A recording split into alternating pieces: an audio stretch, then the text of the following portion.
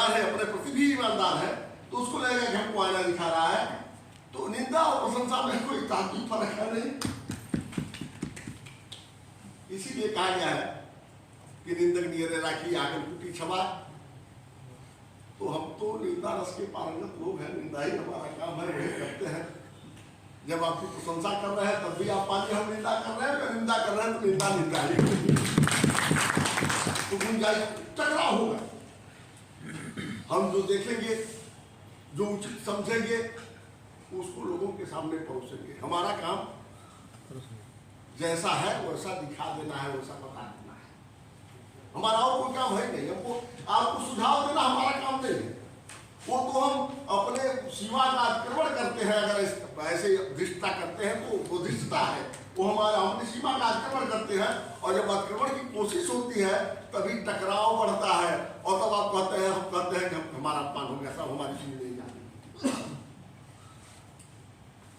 व्यक्तिगत काम है तो आप जाइए, प्रशासन के पास जाइए, सरकार के पास जाइए, लेकिन फरियादी की तरह जाइए, आम आदमी बन के जाइए, पत्रकार बन के। आपको विशेषाधिकार नहीं है, किसी अखबार वाले को, किसी मीडिया वाले को कोई विशेषाधिकार हासिल नहीं है। ईमानदारी की बात यही है।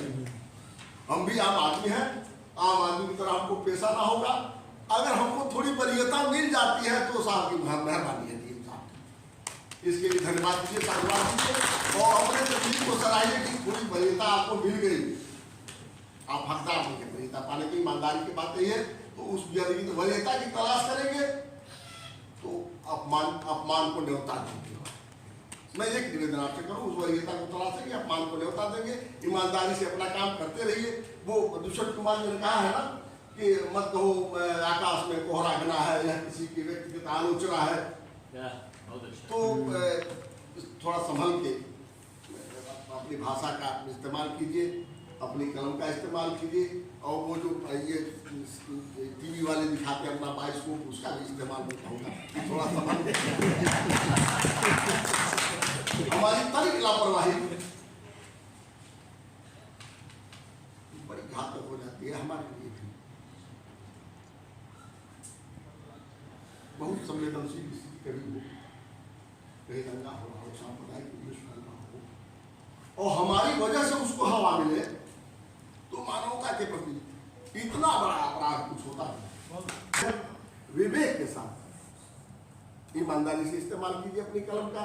आप जो सच को सच की तरह परोसिए, सच को सच की तरह दिखाइए, सच की तरह कहिए, लेकिन विवेक न विवेक का इस्तेमाल नहीं करेंगे तो दिक्कत हो जाएगी।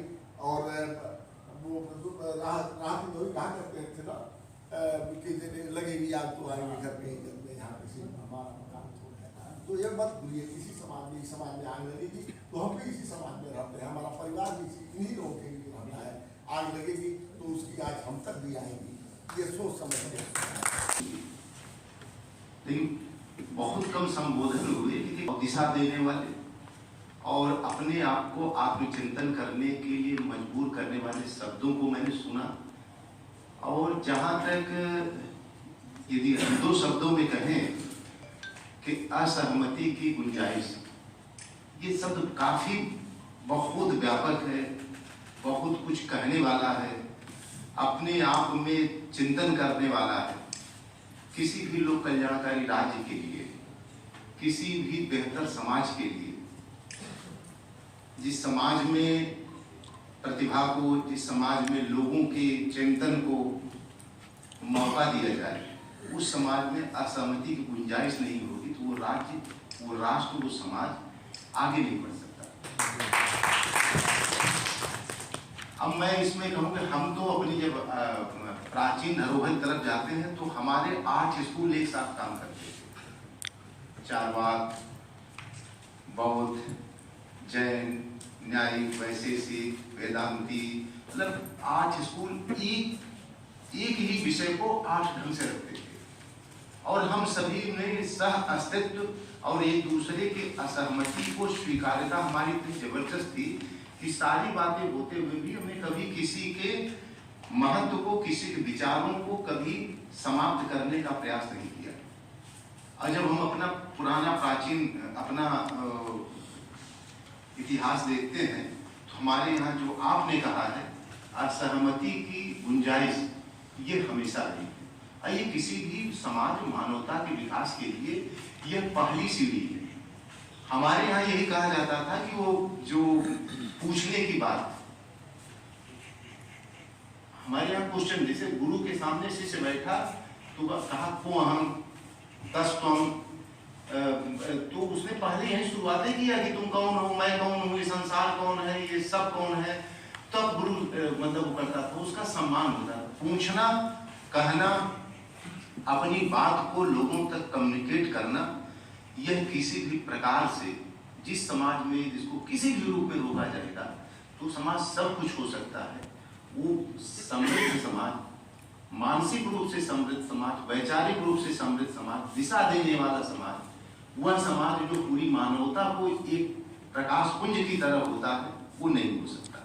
हमारा ये समाज रहा है, और यदि कहीं इसमें कहीं कमी आती है तो जो बौद्धिक चिंतक है, जो समाज में दिशा देने का जिनका काम है, उनका ये दायित्व बनता है कि समय समय पे हैमरिंग करते रहें, समय समय पे लोग बताते रहें कि जब तक असहमति, विरोधों को हम महत्व देते रहेंगे, उनका सामंजस्य करते रहेंगे, तब तक हमारे विकास को कोई रोक नहीं सकता।